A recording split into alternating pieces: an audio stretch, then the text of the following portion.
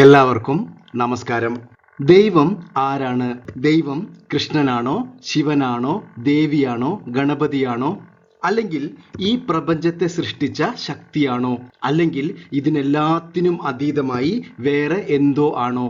വേദാന്തം പറയുന്നത് ഈ പറയുന്നത് എല്ലാം സത്യമാണ്. എന്നാൽ അവ ഓരോന്നും ഓരോ തലത്തിലുള്ള ആത്മീയ ധാരണകളെ പ്രതിനിധീകരിക്കുന്നു.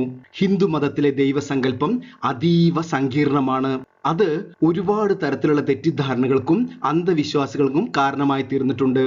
ഏറ്റവും രസകരമായ ഒരു കാര്യം, ഹിന്ദുമതത്തിൽ ജനിച്ച് ജീവിക്കുന്ന ഒരാൾക്ക് പോലും ഈ സങ്കീർണത മനസ്സിലാക്കാൻ പ്രയാസമാണ്. അപ്പോൾ പിന്നെ മറ്റു മതസ്ഥരുടെ കാര്യം പറയേണ്ടതില്ലല്ലോ. മറ്റു മതത്തിലെ ചില ആളുകളും നിരീശ്വരവാദികളും ഈ ദൈവസങ്കല്പത്തെക്കുറിച്ച് പറയുന്നത് യൂട്യൂബിലും സോഷ്യൽ മീഡിയയിലും കാണാം.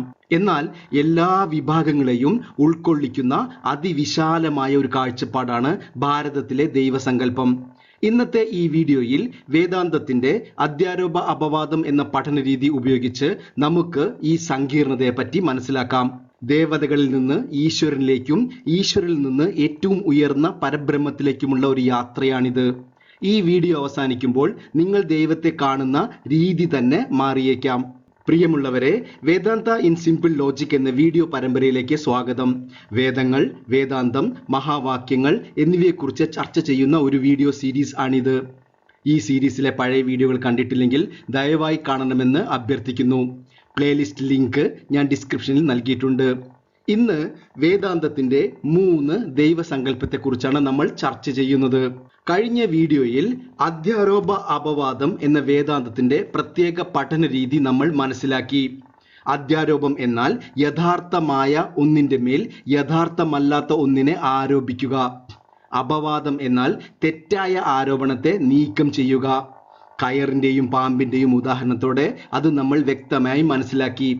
എന്നാൽ ഈ അധ്യാരോപ അപവാദത്തിന് വേറൊരു തരത്തിലുള്ള ആപ്ലിക്കേഷനും വേദാന്തം പറയുന്നുണ്ട്.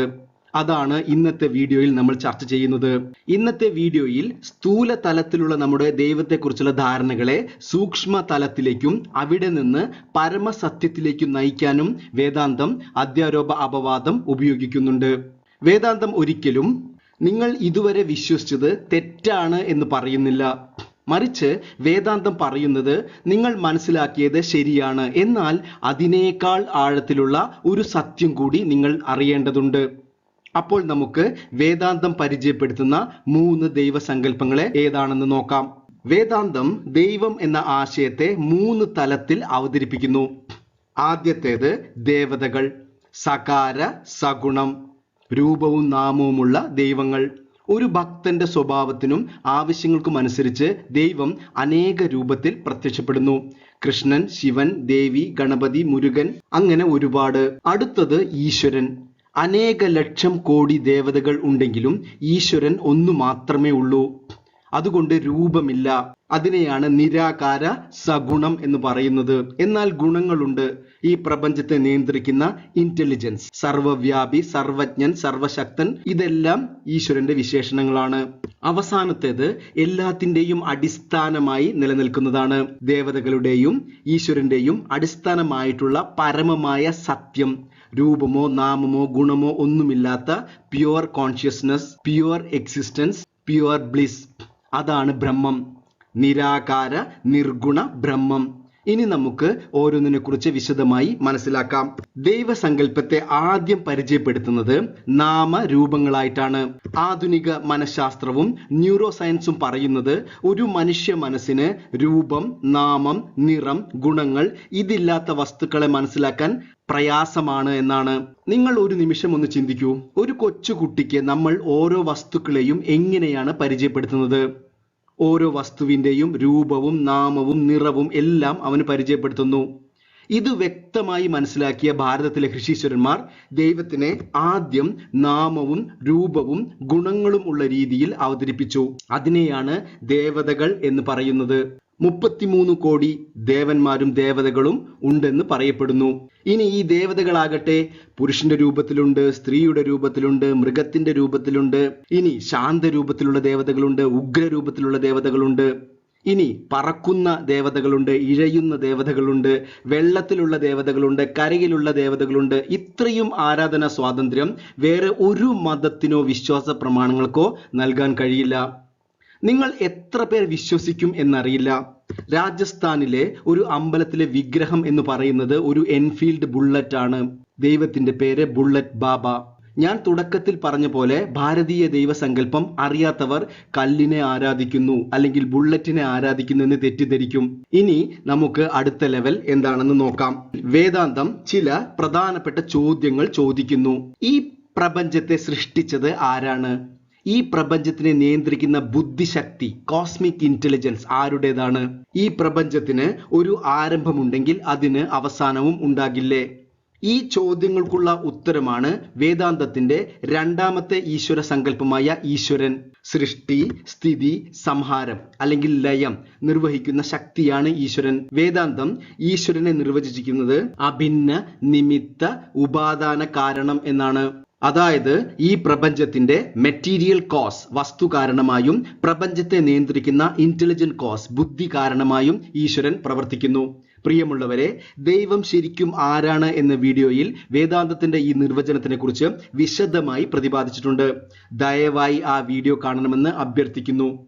ഈശ്വരനെ കുറിച്ചുള്ള ഒരുപാട് കാര്യങ്ങൾ നിങ്ങൾക്ക് അതിൽ നിന്ന് മനസ്സിലാക്കാൻ സാധിക്കും. വേദാന്തത്തിന്റെ ദൈവസങ്കല്പം ഈശ്വരനിൽ അവസാനിക്കുന്നില്ല. വേദാന്തം ഒരു പ്രധാനപ്പെട്ട ചോദ്യം കൂടി ചോദിക്കുന്നു.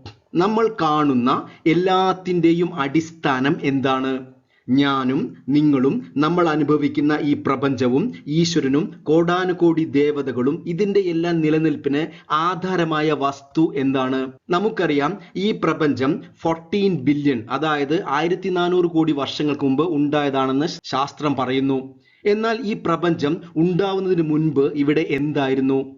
ഇത്തരം ആഴത്തിലുള്ള ചോദ്യങ്ങൾക്കുള്ള ഉത്തരമാണ് ബ്രഹ്മം, ദ അൾട്ടിമേറ്റ് റിയാലിറ്റി. നമ്മുടെ ചിന്തകൾക്കും സങ്കല്പങ്ങൾക്കും അപ്പുറമുള്ള സത്യമാണ് ബ്രഹ്മം. പ്രിയമുള്ളവരെ, എന്താണ് ബ്രഹ്മം എന്ന വീഡിയോയിൽ നമ്മൾ അതിനെക്കുറിച്ച് വ്യക്തമായി പ്രതിപാദിച്ചിട്ടുണ്ട്. ആ വീഡിയോയും നിങ്ങൾ കാണണമെന്ന് അഭ്യർത്ഥിക്കുന്നു. ലിങ്ക് ഡിസ്ക്രിപ്ഷനിൽ നൽകിയിട്ടുണ്ട്. നമ്മൾ കാണുന്ന എല്ലാതും ബ്രഹ്മത്തിൽ നിന്ന് ആരംഭിക്കുന്നു. എല്ലാതും ബ്രഹ്മത്തിൽ നിലനിൽക്കുന്നു. അവസാനം എല്ലാം ബ്രഹ്മത്തിൽ ലയിക്കുന്നു. ഉപനിഷത്തുക്കൾ പറയുന്നത് സർവം കൽവിതം ബ്രഹ്മ.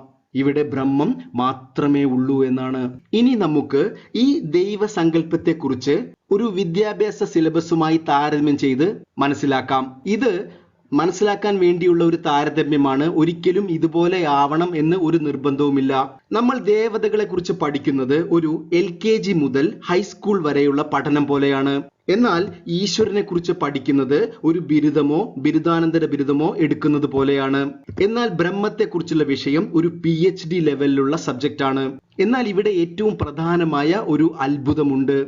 ആത്മജ്ഞാനം ഉദിക്കുമ്പോൾ, അതായത് ബ്രഹ്മജ്ഞാനം ലഭിക്കുമ്പോൾ നമ്മൾ മനസ്സിലാക്കുന്നത് ഇവിടെ വിഷയവുമില്ല, വിദ്യാർത്ഥിയുമില്ല, പഠനവുമില്ല, ഇതെല്ലാം അന്വേഷിക്കുന്ന അന്വേഷകനുമില്ല, മറിച്ച് ബ്രഹ്മം മാത്രമാണ് നിലനിൽക്കുന്നത്. അതുകൊണ്ടാണ് വേദാന്ത പഠനം മറ്റ് എല്ലാ നോളജ് സിസ്റ്റത്തിൽ നിന്ന് വ്യത്യാസമാവുന്നത്. ഇനി നമുക്ക് ഈ ഓരോ തലത്തിലും വേദാന്തത്തിന്റെ അധ്യാരോപ അപവാദം എങ്ങനെ സംഭവിക്കുന്നു എന്ന് നോക്കാം. പ്രിയമുള്ളവരെ, നമ്മൾ മനസ്സിലാക്കി മനുഷ്യ മനസ്സിന് രൂപങ്ങളും നാമങ്ങളും നിറവും ഗുണവും ഇല്ലാത്ത വസ്തുക്കളെ മനസ്സിലാക്കാൻ പ്രയാസമാണ്. ആധുനിക മനഃശാസ്ത്രവും ന്യൂറോ സയൻസും ഇത് അംഗീകരിക്കുന്നുണ്ട്. അതുകൊണ്ട് ആദ്യത്തെ തലത്തിൽ ദൈവത്തിന് രൂപവും നാമവും ഗുണങ്ങളും നൽകി. ക്ഷേത്രങ്ങൾ, വിഗ്രഹങ്ങൾ, പൂജകൾ, ആചാരങ്ങൾ, പുരാണ കഥകൾ, ഭജനങ്ങൾ, കീർത്തനങ്ങൾ, ഇതെല്ലാം ഉത്സവങ്ങൾ, ആഘോഷങ്ങൾ, ഇതെല്ലാം ഈ തലത്തിലുള്ളതാണ്. വേദാന്തം നൽകുന്ന നിർവചനം ജഗത് വ്യാപാര വിശേഷ ശക്തി രൂപദേവത എന്നാണ്. അതായത് വിശേഷ രൂപവും ശക്തിയും ഈ ജഗത്തിൽ വ്യാവഹരിക്കുന്ന രൂപങ്ങളായി ദേവതകളെ അവതരിപ്പിച്ചു. എന്നാൽ സത്യത്തിൽ ഇതെല്ലാം അധ്യാരോപമാണ്. യഥാർത്ഥ ബ്രഹ്മനിൽ ഈ പറയുന്ന ഓരോ രൂപങ്ങളെയും നമ്മൾ ആരോപിക്കുന്നു. ഇനി അടുത്ത ഘട്ടം എന്താണെന്ന് നോക്കാം. ദേവതയുടെ തലത്തിൽ ആരോപിച്ച കാര്യങ്ങൾ എല്ലാം ഈശ്വരന്റെ തലത്തിൽ നിഷേധിക്കുന്നു. വേദാന്തം നിങ്ങളോട് ചിന്തിക്കാൻ പറയുന്നു. രൂപമുണ്ടെങ്കിൽ പിന്നെ എങ്ങനെ സർവവ്യാപിയാകും? ഈ കാണുന്ന പ്രപഞ്ചത്തെ സൃഷ്ടിച്ചത് ആരാണ്? ഈ സൃഷ്ടി സ്ഥിതി എങ്ങനെയാണ് സംഭവിക്കുന്നത്? ഈ പ്രപഞ്ചത്തെ ആര് സംരക്ഷിക്കും? നിങ്ങൾ ശ്രദ്ധിച്ചു നോക്കൂ, ഈ പ്രപഞ്ചത്തിലെല്ലാം വളരെ കൃത്യമായും ഓർഡർലിയുമാണ് നടക്കുന്നത്. അപ്പോൾ ഇത് മെയിൻറ്റെയിൻ ചെയ്യുന്ന ഒരു ഇന്റലിജൻസ് ഇവിടെ വർക്കാവുന്നു. ഇതാണ് രണ്ടാം ഘട്ടത്തിലുള്ള ഈശ്വര സങ്കല്പം. അനേക ദേവതകളിൽ നിന്ന് രൂപവും നാമവുമില്ലാത്ത ഗുണം മാത്രമുള്ള ഈശ്വരനാകുന്നു. വേദാന്തത്തിന്റെ നിർവചനം അഭിന്ന നിമിത്ത ഉപാദാന കാരണം ഈശ്വരൻ. രണ്ടാം ഘട്ടത്തിൽ ആദ്യ ഘട്ടത്തിലെ നമ്മൾ അപവാദത്തിലൂടെ നിഷേധിക്കുന്നു. ഇനി നമുക്ക് മൂന്നാം ഘട്ടത്തിലേക്ക് പോകാം. അങ്ങനെ വേദാന്തം ഈശ്വര സങ്കല്പത്തെയും നിഷേധിക്കുന്നു, അപവാദം സംഭവിക്കുന്നു.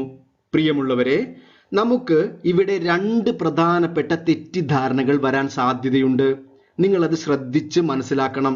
ഒന്നാമത്തേത്, അധ്യാരോപ അപവാദത്തിൽ ഒന്നാമത്തെയും രണ്ടാമത്തെയും ദൈവസങ്കല്പത്തെ നിഷേധിക്കുകയല്ല ചെയ്യുന്നത്, മറിച്ച് ഈശ്വരന്റെ യഥാർത്ഥ സ്വഭാവം എന്താണെന്ന് വെളിപ്പെടുത്തുകയാണ് ചെയ്യുന്നത്. നമ്മൾ മനസ്സിലാക്കി, ഇവിടെ പാമ്പില്ല, മറിച്ച് കയറ് മാത്രമേ ഉള്ളൂ. പാമ്പിനെ നമ്മൾ ആരോപിക്കുന്നു. അതേപോലെ ആദ്യഘട്ടത്തിൽ ദേവതകളെ ബ്രഹ്മം എന്ന സത്യത്തിൽ ആരോപിക്കുന്നു. രണ്ടാം ഘട്ടത്തിൽ ഗുണങ്ങളുള്ള ഈശ്വരനെ ബ്രഹ്മത്തിൽ ആരോപിക്കുന്നു. ഇതാണ് ആദ്യത്തെ തെറ്റിദ്ധാരണ. നമ്മൾ മനസ്സിലാക്കേണ്ടത് ഇവിടെ ബ്രഹ്മം മാത്രമേ ഉള്ളൂ. രണ്ടാമത്തെ തെറ്റിദ്ധാരണ എന്താണെങ്കിൽ, നമ്മൾ ഒരുപക്ഷെ ദേവതകൾ, ഈശ്വരൻ, ബ്രഹ്മം ഇവയെ മൂന്നായി കാണാൻ ശ്രമിക്കാറുണ്ട്. എന്നാൽ സത്യത്തിൽ ഇത് ഒന്ന് മാത്രമേ ഉള്ളൂ, ബ്രഹ്മം മാത്രമേ ഉള്ളൂ. വേദാന്തം നൽകുന്ന നിർവചനം സത്യം, ജ്ഞാനം, അനന്തം, ബ്രഹ്മ. അടുത്തൊരു നിർവചനം സച്ചിത് ആനന്ദ അനന്ത അദ്വയം ബ്രഹ്മ എന്നാണ്. നോക്കൂ, ഉപനിഷത്തുകൾ വളരെ വ്യക്തമായി പറയുന്നു, ഏകം സത് വിപ്ര ബഹുധാ വദന്തി. ഏകം സത്, അതായത് ഇവിടെ ഒരേ ഒരു ഈശ്വരന് അല്ലെങ്കിൽ ഒരേ ഒരു സത്യമേ ഉള്ളൂ, ഒരേ ഒരു ദൈവമേ ഉള്ളൂ. വിപ്ര ബഹുധാ വദന്തി, പല രീതിയിൽ അതിനെ വ്യാഖ്യാനിക്കുകയും കാണുകയും ആരാധിക്കുകയും ചെയ്യുന്നു. പ്രിയമുള്ളവരെ, വേദാന്തത്തിന്റെ ഈ മൂന്ന് ദൈവസങ്കല്പങ്ങളെ ഒരു ആധുനിക കാലത്തെ ഉദാഹരണത്തിലൂടെ നമുക്ക് മനസ്സിലാക്കാം. എൻ്റെ ഗുരു വളരെ മനോഹരമായി അവതരിപ്പിച്ച ഒരു ഉദാഹരണമാണിത്. ഒരു മൊബൈൽ ഫോൺ ഉദാഹരണമാണിത്. പലരും ചോദിക്കുന്ന ഒരു ചോദ്യമാണ്, ഹിന്ദുക്കൾ എന്തിനാണ് കല്ലിനെ ആരാധിക്കുന്നത്? അല്ലെങ്കിൽ ഇത്ര അധികം ദൈവം എന്തിനാണ്? ഇതിനെല്ലാത്തിനും കൂടിയുള്ള ഉത്തരം കൂടി ഈ ഉദാഹരണത്തിലുണ്ട്. നമുക്ക് ആ ഉദാഹരണം ശ്രദ്ധയോടെ മനസ്സിലാക്കാം. നിങ്ങൾ മാർക്കറ്റിലുള്ള മൊബൈൽ ഫോണിനെ കുറിച്ച് ചിന്തിക്കൂ. അനേകം ബ്രാൻഡുകൾ നമുക്ക് ലഭ്യമാണ്. സാംസങ്, ആപ്പിൾ, ഐഫോൺ, ഷവോമി, നോക്കിയ, അങ്ങനെ ഒരുപാട് ബ്രാൻഡുകൾ ഇന്ന് മാർക്കറ്റിൽ അവൈലബിൾ ആണ്. ഓരോ ഫോണിന്റെയും നിറവും ഗുണവും ഫീച്ചേഴ്സും രൂപവും എല്ലാം വ്യത്യസ്തമാണ്. ഇതേപോലെയാണ് വേദാന്തത്തിന്റെ ദേവതകളുടെ സങ്കല്പവും. കൃഷ്ണൻ, ശിവൻ, ദേവി, ഗണപതി, മുരുകൻ, ലക്ഷ്മി, അങ്ങനെ ഒരുപാട് വ്യത്യസ്ത തരത്തിലുള്ള ദേവതകൾ നമുക്കുണ്ട്. ഓരോ ആളുകളും അവരുടെ ഇഷ്ടത്തിനനുസരിച്ച് ഫോൺ തിരഞ്ഞെടുക്കുന്നു. അതേപോലെ ഓരോ ഭക്തനും അവരുടെ ഇഷ്ടത്തിനനുസരിച്ച് ദേവതകളെ തിരഞ്ഞെടുക്കാൻ കഴിയും. എന്നാൽ പ്രധാനപ്പെട്ട ഒരു ചോദ്യമുണ്ട് ഇവിടെ. നിങ്ങൾ ഒരു നിമിഷം ചിന്തിക്കൂ, നിങ്ങൾ ഫോണിൽ സംസാരിക്കുമ്പോൾ ശരിക്കും നിങ്ങൾ ഫോണിനോടാണോ സംസാരിക്കുന്നത്? ഒരിക്കലുമല്ല, മറിച്ച് നിങ്ങൾ മറുതലയിലുള്ള വ്യക്തിയോടാണ് സംസാരിക്കുന്നത്. പക്ഷെ നിങ്ങൾ അവരോട് സംസാരിക്കാൻ ഈ ഫോണിനെ ഉപയോഗിക്കുന്നു. അതേപോലെ നമ്മൾ കല്ലിനെയോ ലോഹത്തെയോ ചിത്രത്തെയോ അല്ല ആരാധിക്കുന്നത്, മറിച്ച് ലോഹവും കല്ലും ചിത്രവും ഒരു മൊബൈൽ ഫോൺ പോലെ ഉപയോഗിച്ച് അങ്ങേ തലക്കിലുള്ള ഒരേ ഒരു ഈശ്വരനെ ആരാധിക്കുന്നു. അവിടെയാണ് ഈശ്വര സങ്കല്പം വരുന്നത്. നിങ്ങൾ നോക്കൂ, എല്ലാ മൊബൈൽ ഫോൺ, പല തരത്തിലുള്ള മൊബൈൽ ഫോൺ ഉണ്ടെങ്കിലും ഇതെല്ലാം വർക്കാവുന്ന സിസ്റ്റം, അതിൻ്റെ ഇന്റലിജൻസ് ഒന്നാണ്. അതേപോലെ അനേക കോടി ദേവതകൾ ഉണ്ടെങ്കിലും ഇതിനെയെല്ലാം നിയന്ത്രിക്കുന്ന ഇന്റലിജൻസ് ഒരേ ഒരു ഇന്റലിജൻസ് ആണ്, അതാണ് ഈശ്വരൻ. അപ്പോൾ രണ്ടാമത്തെ തലത്തിൽ ഈ പ്രപഞ്ചത്തെ നിയന്ത്രിക്കുകയും സൃഷ്ടി സ്ഥിതി സംഹാരം എല്ലാത്തിനെയും നിയന്ത്രിക്കുന്ന ഇന്റലിജൻസായി ഈശ്വര സങ്കല്പം മാറുന്നു. ഇനി നമുക്ക് അവസാനത്തെ വളരെ പ്രധാനപ്പെട്ട ഒരു ചോദ്യം ചോദിക്കാം. ഈ ഫോണുകളും സിഗ്നലുകളും ആശയവിനിമയം സാധ്യമാക്കുന്നതും എല്ലാം എന്താണ്? നമുക്ക് കാണാൻ കഴിയാത്തൊരു യാഥാർത്ഥ്യമാണ് ഈ മുഴുവൻ സംവിധാനത്തിൻ്റെയും പിന്നിൽ പ്രവർത്തിക്കുന്നത്. ഇലക്ട്രിസിറ്റി ഉണ്ട്, ഇലക്ട്രോമാഗ്നറ്റിക് ഫീൽഡുകളുണ്ട്, പലതരത്തിലുള്ള സാറ്റലൈറ്റുകൾ വർക്ക് ആവുന്നുണ്ട്. ഇതൊന്നും നമ്മുടെ സാധാരണ സങ്കല്പത്തിന് അപ്പുറമാണ് സംഭവിക്കുന്നത്. ഒരു ഉദാഹരണം നിങ്ങൾ ശ്രദ്ധിക്കൂ. നിങ്ങളുടെ മൊബൈലിലെ ഒരു GPS സിസ്റ്റം വർക്ക് ആവണമെങ്കിൽ ഏകദേശം 1 ഡസനിലധികം സാറ്റലൈറ്റുകൾ വർക്ക് ചെയ്യണമെന്ന് പറയുന്നു. അപ്പോൾ സങ്കീർണമായ ഒരു സംവിധാനം ഇതിനു പുറകെ പ്രവർത്തിക്കുന്നു. ഇതേപോലെയാണ് ബ്രഹ്മം. ഇതിനെ എല്ലാത്തിനെയും സാധ്യമാക്കുന്നത് ബ്രഹ്മമാണ്. ദേവതകളുടെയും ഈശ്വരന്റെയും എന്റെയും നിങ്ങളുടെയും എല്ലാം അടിസ്ഥാനമായി പ്രവർത്തിക്കുന്നത്, ഇതിനെല്ലാം സാധ്യമാക്കുന്നത് ബ്രഹ്മമാണ്. എന്തിനേറെ പറയുന്നു, ഈ വീഡിയോ അവതരിപ്പിക്കാനും ഈ വീഡിയോ കേൾക്കാനും സാധ്യമാകുന്നത് ബ്രഹ്മം ഉള്ളതുകൊണ്ട് മാത്രമാണ്. പ്രിയമുള്ളവരെ, നമ്മൾ ഈ വീഡിയോ അവസാനിപ്പിക്കാൻ പോവുകയാണ്. വേദാന്തത്തിന്റെ ദൈവസങ്കല്പത്തിന്റെ യാത്ര നമ്മൾ കണ്ടു. ആദ്യം ദേവതകളെ ആരാധിക്കുന്നതിൽ നിന്ന് തുടങ്ങുന്നു. പിന്നീട് ഈശ്വര സങ്കല്പത്തെ മനസ്സിലാക്കുന്നതായി ശ്രമിക്കുന്നു. ആദ്യത്തെ ലെവലിൽ നമ്മൾ ആരാധിക്കുന്നു. രണ്ടാമത്തെ ലെവലിൽ നമ്മൾ മനസ്സിലാക്കുന്നു. മൂന്നാമത്തെ പരമസത്യമായ ലെവലിൽ നമ്മൾ അതിനെ തിരിച്ചറിയുന്നു, റിയലൈസ് ചെയ്യുന്നു. ഒരു തുടക്കക്കാരന്റെ ചിന്ത ഞാനും എൻ്റെ ദൈവവും എന്നായിരിക്കും. അദ്ദേഹം ഒരു ഭക്തനാണ്. പിന്നീട് ദൈവം എല്ലായിടത്തിലും എല്ലാത്തിലുമുള്ള സർവവ്യാപിയാണ് എന്ന ചിന്തയിലേക്ക് വളരുന്നു. ഒടുവിൽ വേദാന്തത്തിന്റെ ഈ പഠനം ഈശ്വരൻ എൻ്റെ ഉള്ളിലാണെന്നും അത് ബ്രഹ്മമാണെന്നും ഞാൻ ആ ബ്രഹ്മമാണെന്നും തിരിച്ചറിയുന്നതിലേക്ക് എത്തി നിൽക്കുന്നു. അതാണ് അഹം ബ്രഹ്മാസ്മി. ഇതാണ് വേദാന്തത്തിന്റെ അധ്യാരോപ അപവാദത്തിന്റെ മഹത്വം. ദേവതയും ഈശ്വരനും ബ്രഹ്മവും ഇതിനെ എല്ലാം അന്വേഷിക്കുന്ന അന്വേഷകനും പരസ്പരം വേറിട്ട ഒന്നല്ല, മറിച്ച് അതെല്ലാം ഒന്നാണ് എന്ന തത്വം. സർവം കൽവിതം ബ്രഹ്മ. ഇവിടെ ബ്രഹ്മം മാത്രമേ ഉള്ളൂ. ഈ വീഡിയോ കണ്ടതിന് ഒരുപാട് നന്ദി. ചാനൽ സബ്സ്ക്രൈബ് ചെയ്യണമെന്ന് അഭ്യർത്ഥിക്കുന്നു. അടുത്ത വീഡിയോയിൽ വീണ്ടും കാണാം. നന്ദി, നമസ്കാരം.